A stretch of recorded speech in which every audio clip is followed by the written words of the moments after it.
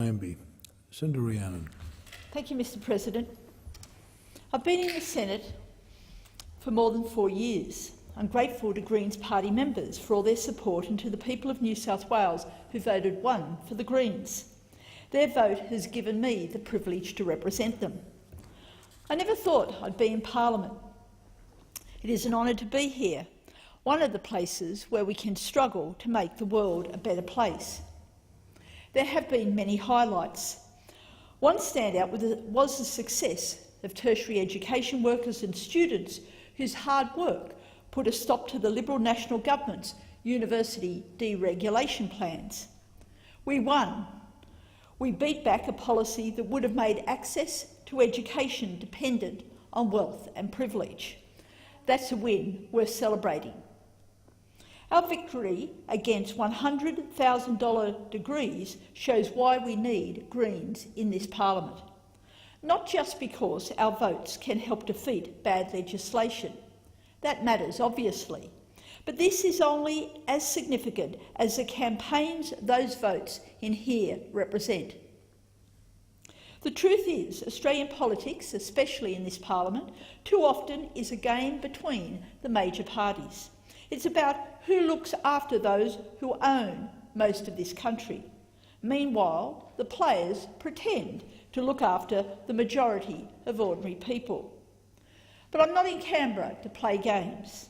It's not a game to raise the GST while keeping the tax loopholes that give massive concessions to the rich. It's not a game to have a climate policy that won't cut emissions fast enough but will satisfy coal and gas corporations.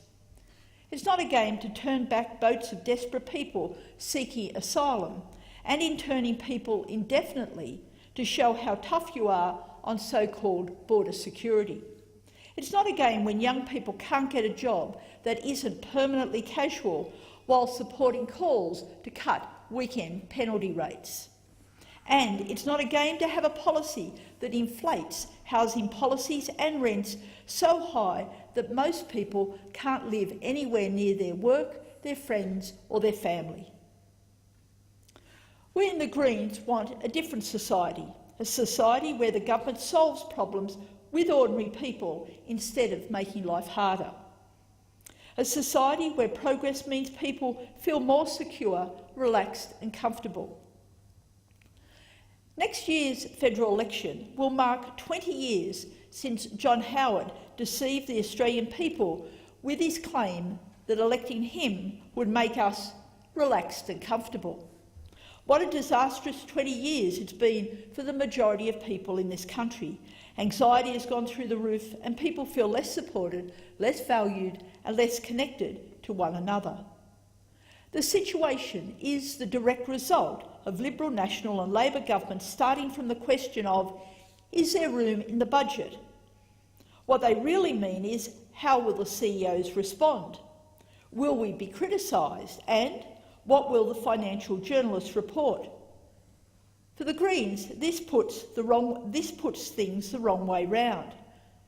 The question for our party, of over 10,000 members supported by over 1 million voters, is what do people and our precious environment need? I travel all over New South Wales and people very readily tell me what we do need. They tell me we need to fix the tax system so corporations and rich individuals pay their fair share. They tell me we need 100% renewable energy in public and community hands.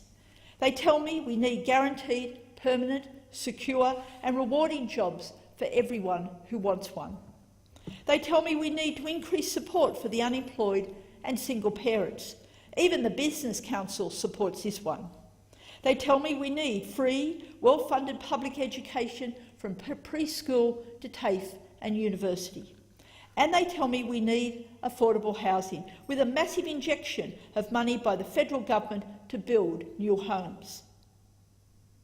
The Greens believe that if something is needed for a fair and sustainable society, then it is the job of government to deliver it.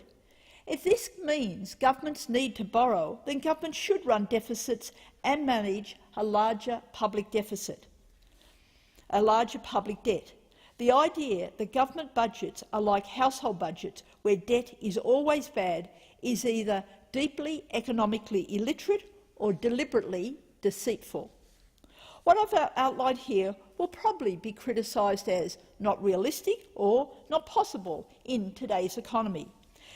Yet, in one of the wealthiest countries in the world, it is Labor, Liberal and National parties that are out of touch with community expectations. There are two reasons why Greens like me are in Parliament: the rise of planetary environmental consciousness and the unfortunate but steady drift of the Labor Party away from a belief that things can and should get better for ordinary people. These reasons are not going away, and neither are we. More and more people are joining the Greens. We have the courage to undo the damage caused by the economic policies of the old parties, policies that have been making life harder and the planet dirtier for 30 years.